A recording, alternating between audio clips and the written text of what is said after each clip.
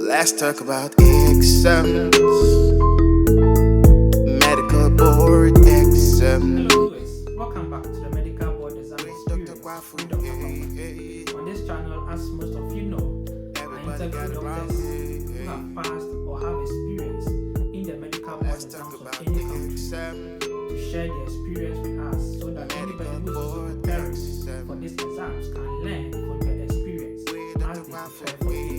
And so if you are preparing for the board exams of any country, you definitely have an experience to watch or to learn on my channel. Kindly subscribe to this channel and recommend it to anyone who needs such information. On this channel, I also talk about updated information about the board exams of every country.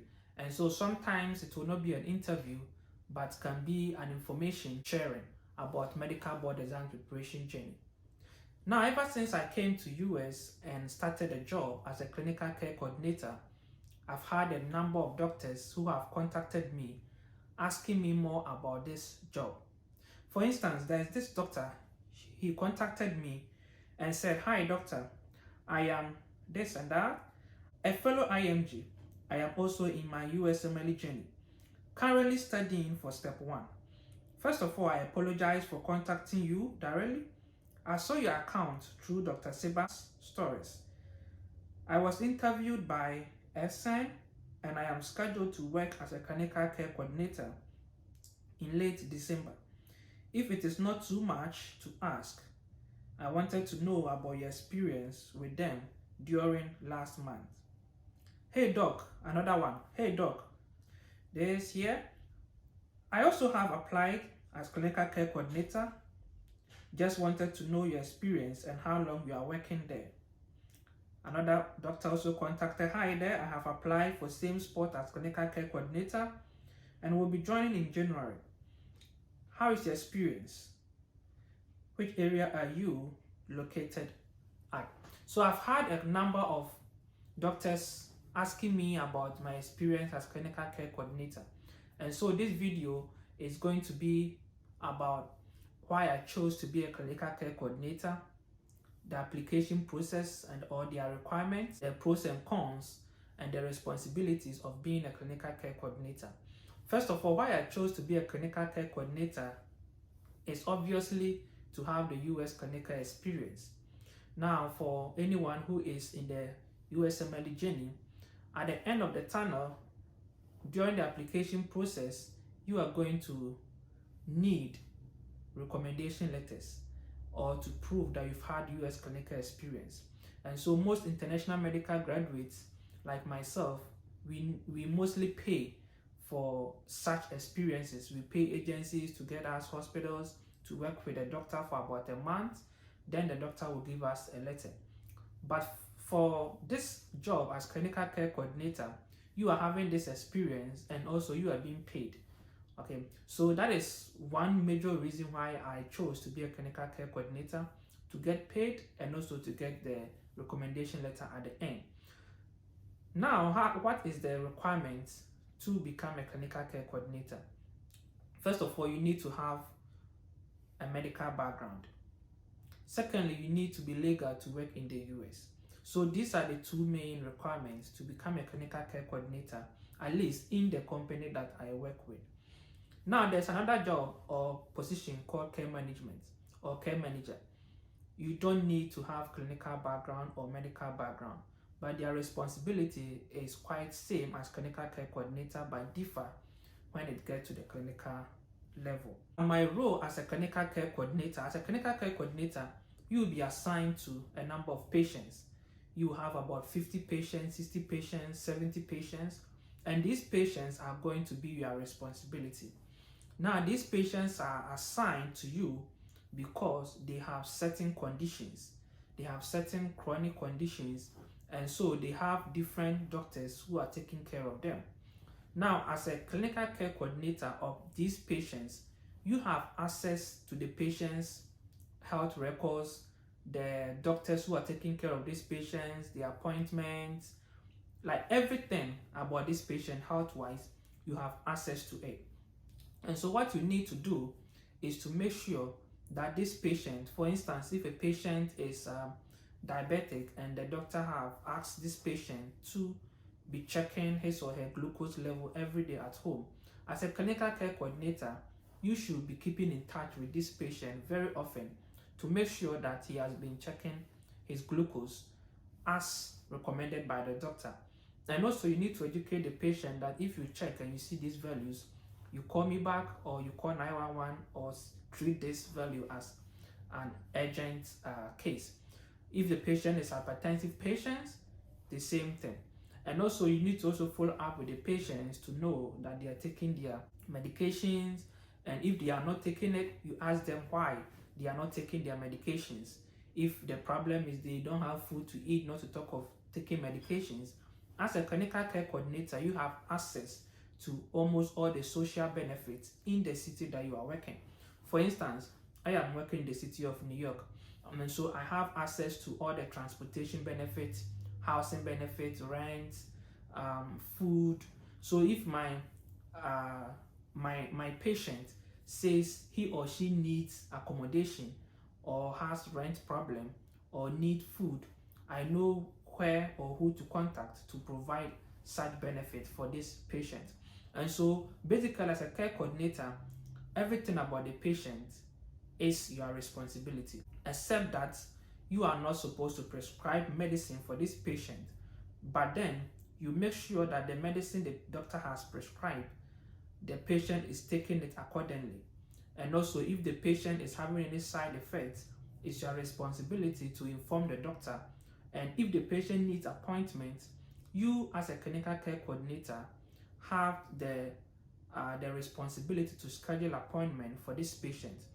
Clinical care coordinators have contact of almost all the doctors who are treating this patient. And so I have contact of about 500 doctors that I can directly chat with or send any information to, and they will respond quickly. And so if my patient needs an urgent care, I just need to quickly send a notice to the doctor or book appointment for the patient. And so as a care coordinator or clinical care coordinator, you need to know everything about your patient. You need to know everything about your patient. What we do again is that, being a clinical care coordinator, we are in a different office where there are a lot of clinical care coordinators. And with the company that I work with, most of the clinical care coordinators are international medical graduates.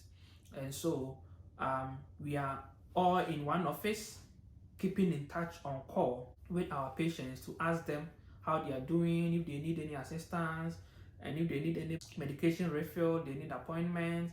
And if you also check the patient's appointment records, and if the patient has any upcoming appointment, you should call and remind the patient that you have appointment on this day, so don't forget to discuss this problem you complained to me with this doctor. But at a point, there is another office where the doctors are.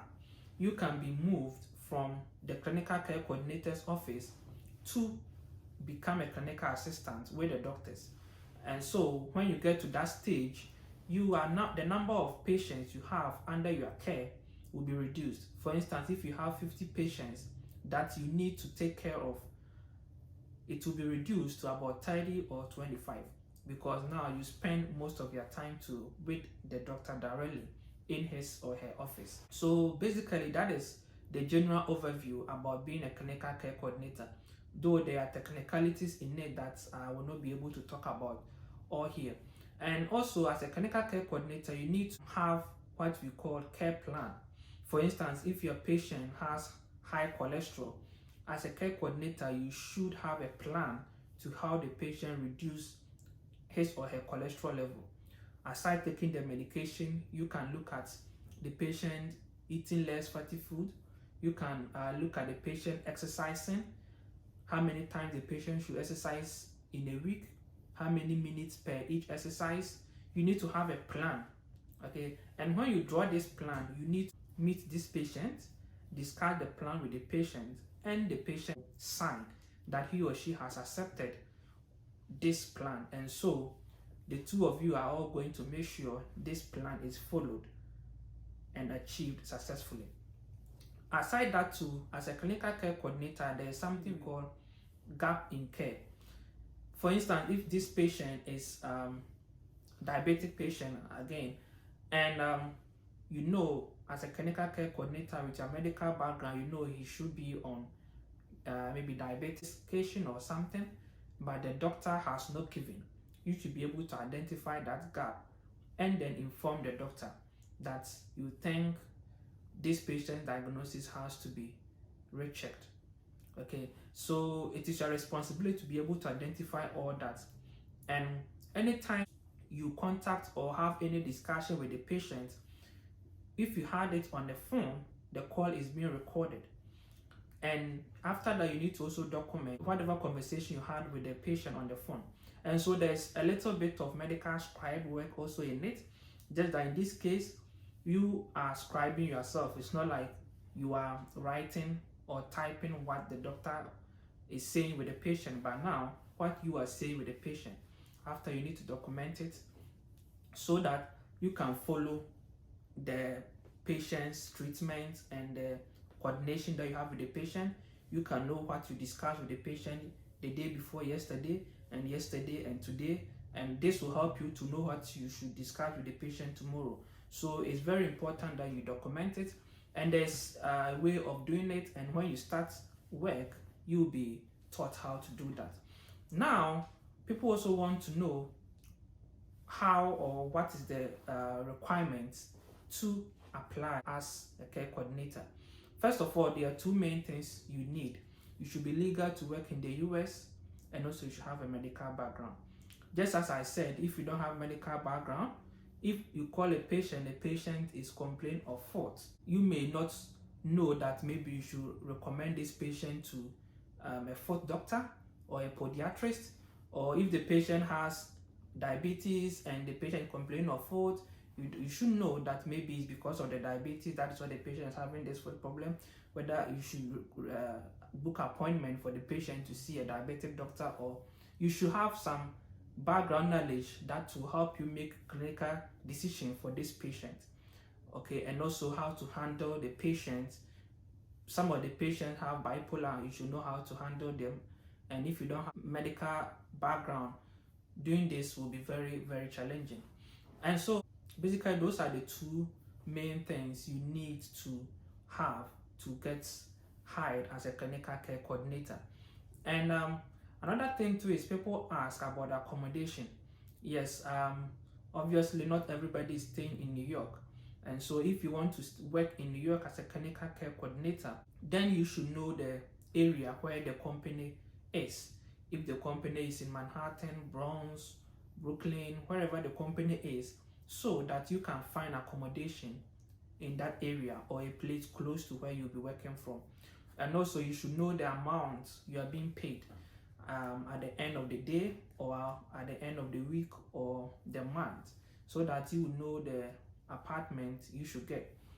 Living in New York can be very expensive, and so you should do your calculations to know that what you're going to earn at the end of the month as a care coordinator can pay for your rent, and can you also save some to help you continue your USMLE journey, as the exams registration too can be expensive, and you need to also buy UWard and other things. So you should be very tactical when you want to move to New York just to work as a clinical care coordinator.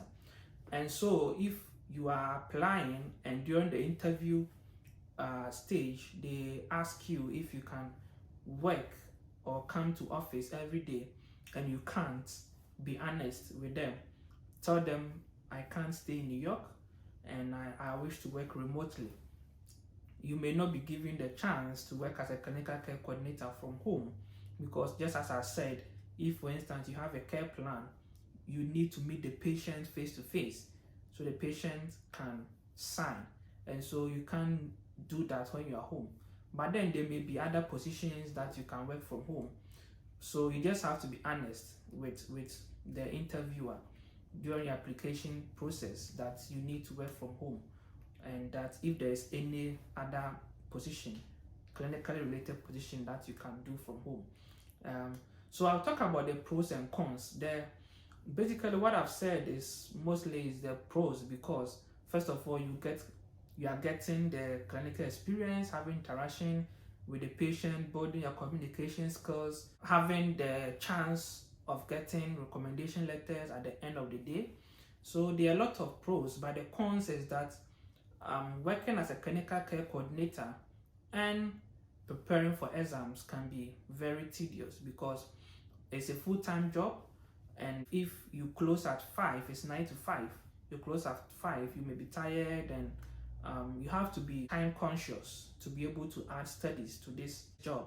And also sometimes you may want to work study during the weekends, but sometimes you can be given the opportunity to work during the weekends and your pay can be doubled, and so you may be tempted to also work overtime during the weekends instead of studying.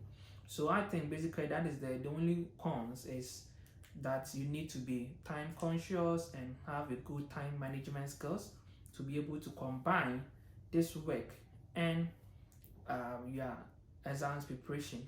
And another pros is that there are a lot of IMGs working as a care coordinator in the office, and so where I am, I think about 70% or 80% are all international medical graduates. Some are starting their residency, they have applied, they have gotten interviews, and they are starting next year. Some are preparing for their board exam, and so it's just refreshing to go to work and see fellow IMGs who are also preparing for the board exams. Sometimes they can share their experience with you and all that. So I think it's a good working environment for international medical graduates, and if anybody gets the opportunity to have this experience, I think I will recommend it, and so far it's been good. And if there's any reason that I wouldn't recommend it anymore, I'll update you all so that you can reconsider your decision. But at the moment, I would say it is a good experience to have. Please don't forget to subscribe to this channel. Recommend it to anyone who has experience in any medical board exams and want to share his or her experience, or anyone who is preparing for their board exams and needs experience to subscribe to this channel. Thank you. Let's talk about exams, medical board exams